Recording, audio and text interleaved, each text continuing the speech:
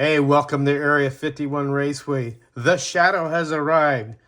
I could tell you I was very excited when I opened this box up uh, today and finally got to see the car up front. Now, Friday I received the car, but I was really too tired to open the box. It'd been a long day at work. I always have 3 hard 12-hour days, but it's nice because I get 4 days off, so I could do more videos as much as I can. Now, I haven't I'm not doing a full review of this car. I would really want to see Harry's review first because I know it'll be more in depth, but I'm going to give a quick breakdown of the car. So, what we have here is basically a really nice chassis and a really nice looking car. Now, on the bottom of it, there are these screws right here for the pod. 1, 2, 3, 4, and in the back. The 2 body screws are 3 of them. 1 right here in front of the pod screw, and 2 right here, which are left to right, and the pod screws in between them. So here's your body mounts right here, and these are your pod screws. Now what I've done is I've treated the tires, and I've loosened the pod, and put some PTF oil, grease here, and then I put some oil on the end bell and the oil lights, and I treat it with some super alien tire jizz. That's my secret recipe. I can't tell you anything about that, otherwise I'd have to kill you. But anyways, that is the coating I've used on the tires, and I'm just letting them to just kind of settle in. And the body on this thing is spectacular. I mean, whoo, man, we're well worth the wait. I say MR Slotcar, excellent job on the detail. The driver looks cool. Even the dash inside, you can see it's detailed as well. Pipes look beautiful. I mean, it's a gorgeous car. You have the decals there, and the Goodyear, and George Fulmer, I believe, is the driver of this. And this is the United Oil Petroleum Company, which is the UOP, which is kind of funny because I think the designer of this car was named Don, and I forget his last name, but if you were to look at this upside down, it says Don. So, but I don't know if that's true or not. I saw that on a Facebook post. I could be wrong. I don't know the designer car. I haven't really researched this car, but I know, it raced in the 70s. It was part of the Can-Am series. But man, what a really nice looking car. It didn't race that much, at least far as, that many races, but it is a well-known car.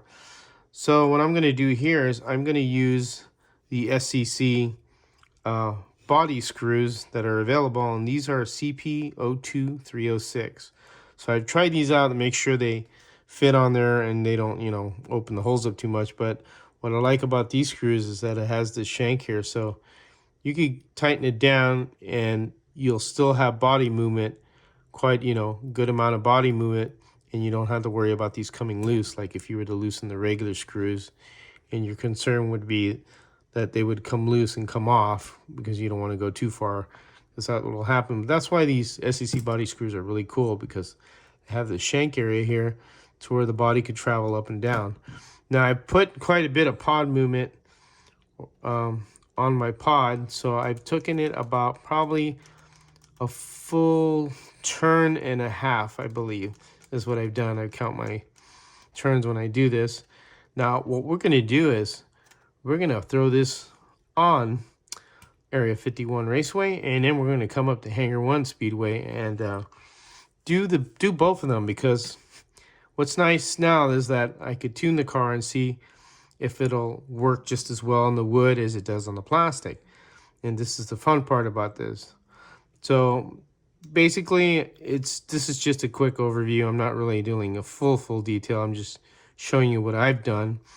And again, this guide design is very unique, as it's very narrow, so that it will fit right, on the swoop of this body here, because that's pretty ingenious design, because obviously a standard guide would not work. What I do like about this guide as well is that it's very deep, and this is great for a wood track or a Carrera track, and I'm sure it would work fine on any other track, but I do like that the guide is deep. That'll give us a little bit more, better handling, in my opinion, at least for my track, both the tracks I have here. So we're gonna put the body on, and we're gonna check it out on the on the course here, and see what it does. All right, here we are at Hangar 1, and we are going to try the shadow out. I have adjusted everything I needed to do, give it my body float. I've put some secret tire sauce on there from Area 51. And this is set at 12 volts, so we're going to run this on the wood track, and then we're going to go downstairs to Area 51 Raceway and see how it does on a plastic track. So again, 12 volts on the wood. Here we go.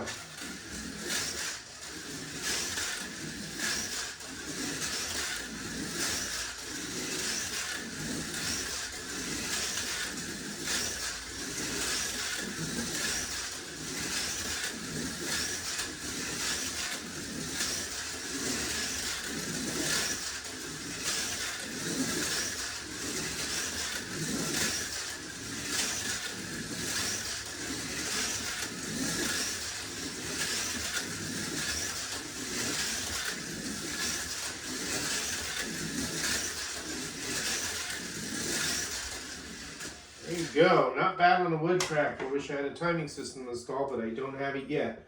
But now we're going to go down to the plastic track, and we've tuned this to see if it'll work on both, which I believe it will, because I've done it with one car already. And I haven't really brought up the cars that I tuned for the plastic track up here lately. You know, I've been mainly messing with a lot of NASCAR. As you can see here, my collection is grown of a NASCAR and in my scratch builds here. But we're going to take this down to Area 51 Raceway and come away from Hangar 1 Speedway and see what it does downstairs. Okay, here we are down at Area 51 Raceway. Now we got the car set up. We ran it on the wood track, and it was a real good positive there runs. So here we go on the plastic track, and we are at 12 volts exactly. Let's give it a whirl.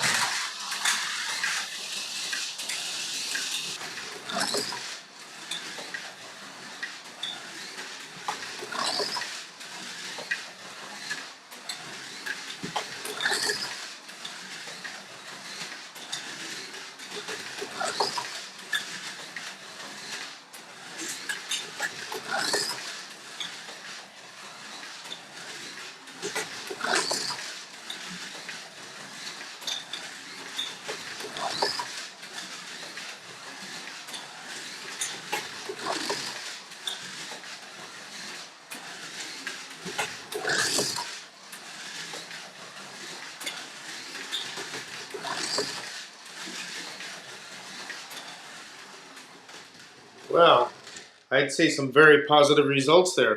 That car really whipped around really good on both surfaces.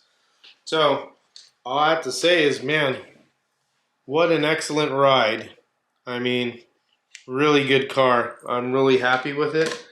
I think it was well worth the wait. It was definitely a great running car on both surfaces if tuned right. All I can say is that if you haven't gotten one, what are you waiting for? Again, this is a really awesome looking car, and it hauls the mail, and it does real well, as Harry just hauls the mail. I'm quoting Harry there. But man, what an awesome car. It was really worth the wait, as I said again. And the one card that I got was which one I got as far as number wise was 1457. And man, outstanding. I really think this is like a very well made slot car. And I think is up for the Scotty Award. I would say so. Got a little fingerprinting in there. I'm going to have to really polish this up. That's the thing with black. You got to really clean it up.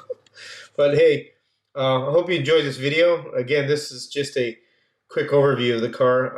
It would be my review, just my quick review on it. And since I've seen so many photos and postings of it, you guys are having a blast, and that's great. This is what's wonderful about slot cars is that everybody gets excited over one particular one that they've been waiting for, and this was well worth the wait. And we have another one coming up, and that'll be the Ken Miles GT40. That's another one that'll be looking forward to getting. So again, this is an awesome car. Excellent job, MR Slotcar. It runs great on both surfaces, plastic and wood, with one single tune, as long as you get everything done right. And with my super secret alien tire jizz treatment, I think we got a winner here. Excellent car. As always, you take care and have fun racing.